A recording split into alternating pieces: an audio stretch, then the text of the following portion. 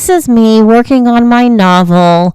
I just had my first book published. It's a children's book. The information's down in the description box. You can buy on Amazon, hard copy or ebook. This book will be the same, available for purchase on Amazon. I'm not done with it yet. I'm adding some stuff and editing it. And it's very therapeutic, and I'm really, really enjoying doing this. I highly recommend that you do the same with your life. It's really nice.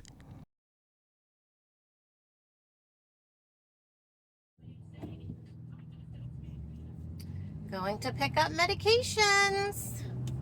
Actually, I think just one medicine for you today. The other one will be ready in a few days.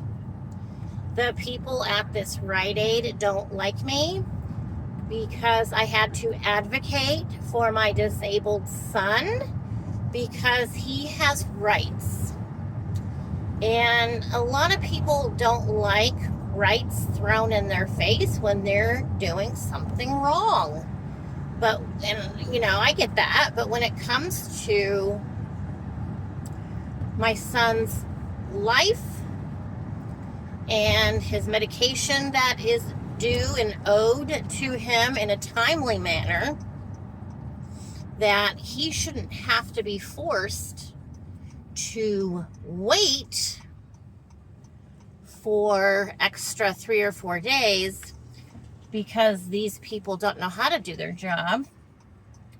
So basically what happened is they didn't have his medication in stock, and they could have easily have gotten it from another location. You know, they dropped the ball. And are they open? They dropped the ball, and she's like, it's fine. He can just wait a few days until he gets it. No, he's not going to wait a few days without his medication. Have you lost your mind? So let's see if they'll even talk to me. They're not there. We are preparing for closing. Please proceed inside.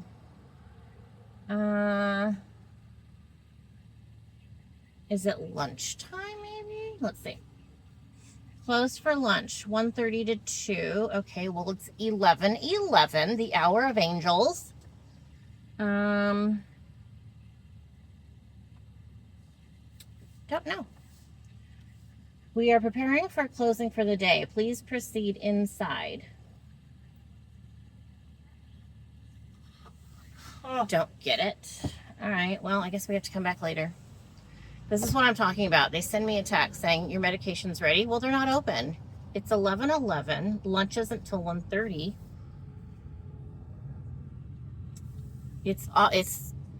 They should be open. Yeah, and it's frustrating. It's frustrating when healthcare workers don't care about their patients. I will always advocate for my son. Look at the helicopter coming, John. Do you see it? Over here. This side. Look. Look. John, over here. Oh, I was going to miss it. Whee! Okay. Cool. And I know it's not just me. This is a good example of, I don't want to say Luigi Mangione, but do you know what I'm saying? So, the healthcare company that I work for as a volunteer, the position our team has and is, the team we're on is all volunteers, and it's all due to the fact that the healthcare company itself dropped the ball all the time. They didn't give a hint about the patients. So there were so many complaints about this healthcare company. Somebody somewhere said, let's make a volunteer team where people can come in, voice their gripes, Basically, it's a bunch of gripers like myself who are not going to settle. I'm not going to settle for second-rate, third-rate healthcare for my family. And so what we do now is we basically police. We police the doctors, the staff, the employees, the nurses, housekeeping, parking, everything. And we actually have power. We have limited control. Our voice matters. So we are often asked by different departments. For example, the pharmacy department came to us and said, look, we're garbage.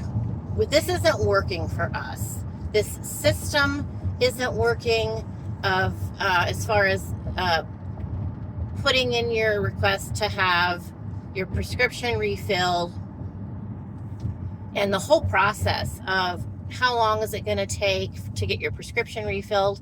Where do you wait? Where do you request for it? Where do you pick it up? What if they don't have it? Blah, blah, blah. The whole thing. So we went in and we reorganized the whole thing. We gave them suggestions. We gave them a few different suggestions of what we as patients would work for us. And it has to include disabled people, elderly people, mentally challenged people. So we encompassed the public, not just us personally. We had to look and see what was going to work best for everybody. So now at my location, there's a great system in place. And I don't know if every location is now using that same process, but we also did the same thing for the lab. The lab was a nightmare. The lab was a joke. People were yelling and screaming all the time because the people at the lab didn't know what they were doing. There's no training. There's no understanding. There's no problem solving. There's no common sense. So we went in, a specialty group of us went in, like a subspecialty. So there's the group of us, there's about 50 of us, I would guess, but there's really only about less than 20 of us who are actively in there making changes. I even did a speech. I went to a doctor's conference in Oakland, I think it was in Oakland, California. And I had a whole board. I had all my information, blah, blah, blah. They, after the speech, they came and talked to me individually and asked me questions. So it's a good thing. This is how healthcare should work. There should be communication. There should be a relationship, not a dictatorship. And this is, it's got to change.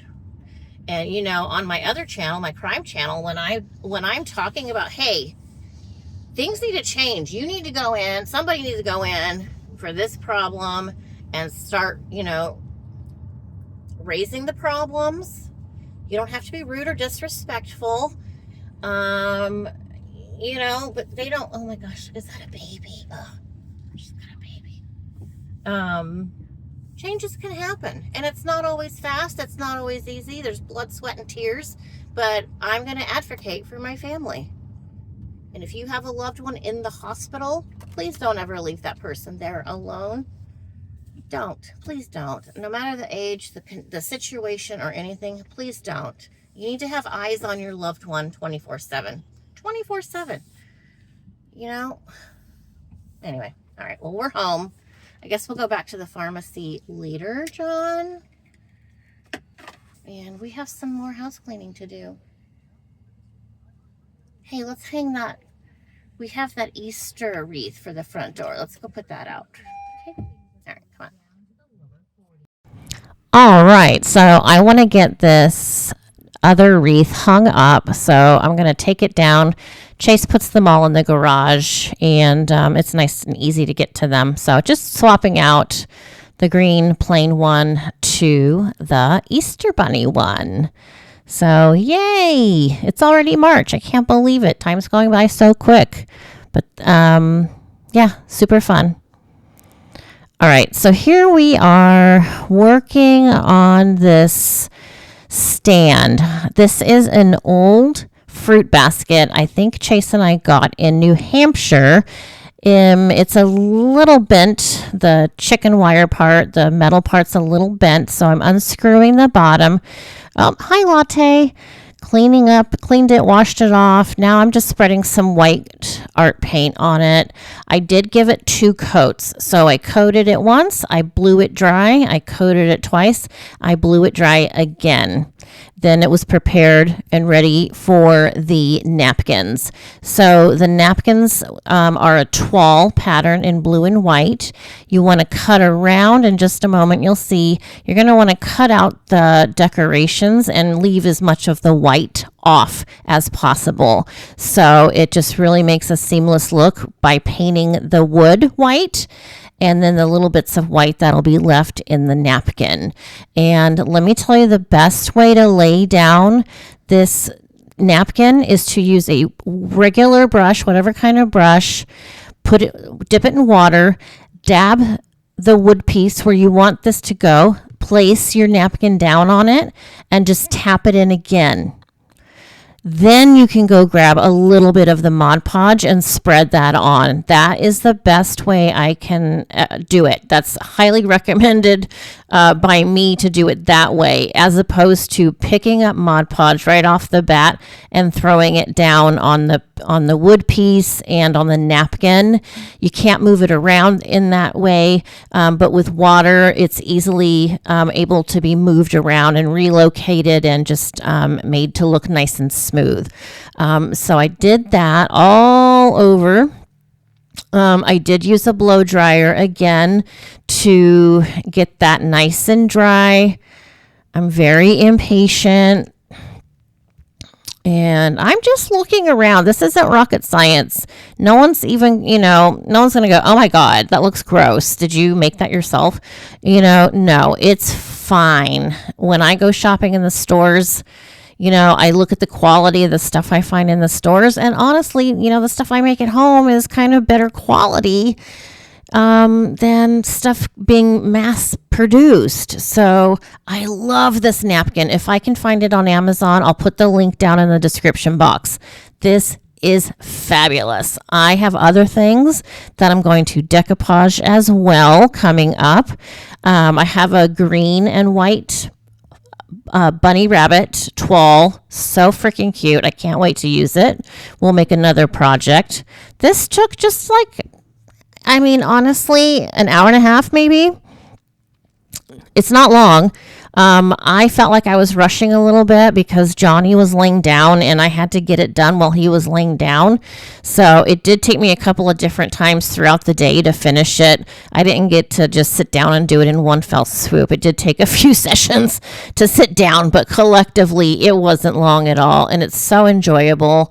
It's so therapeutic, just sitting there cutting out these little pieces of toile. They're just so calming to me. I love this style and this decor. I'm going to use a gold marker pen to put gold stripes around the outside of the wooden board there. And then I'm going to use the gold marker pen also on the brass candle holder that I end up using as the stand portion.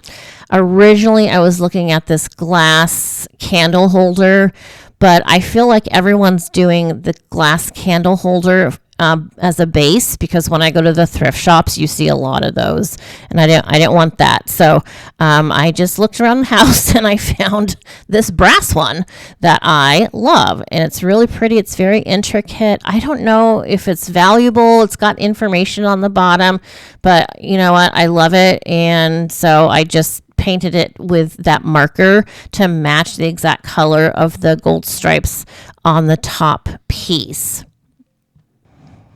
So at this point, I'm just trying to make sure I have big open white areas covered with a little bit of the napkin decor.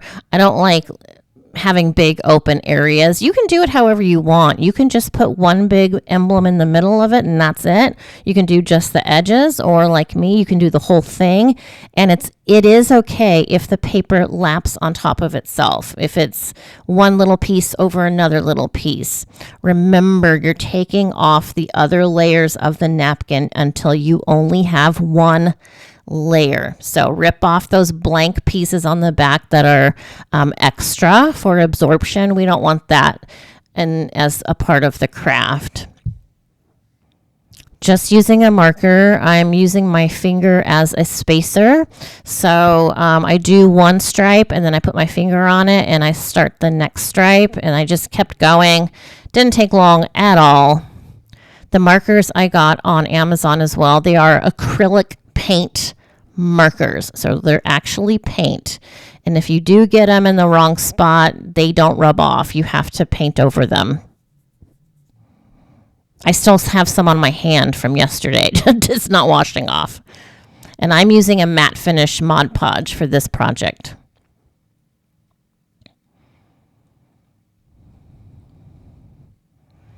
I do end up painting the bottom after the fact. I'm just in such a hurry. I would have preferred to do things in a little bit different order and with a little more thought.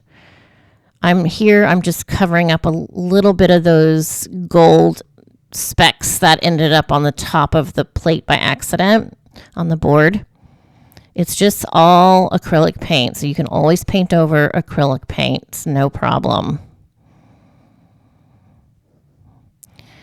And you want to make sure that the top of the board at the end gets one full application of the Mod Podge on top once you're done applying everything.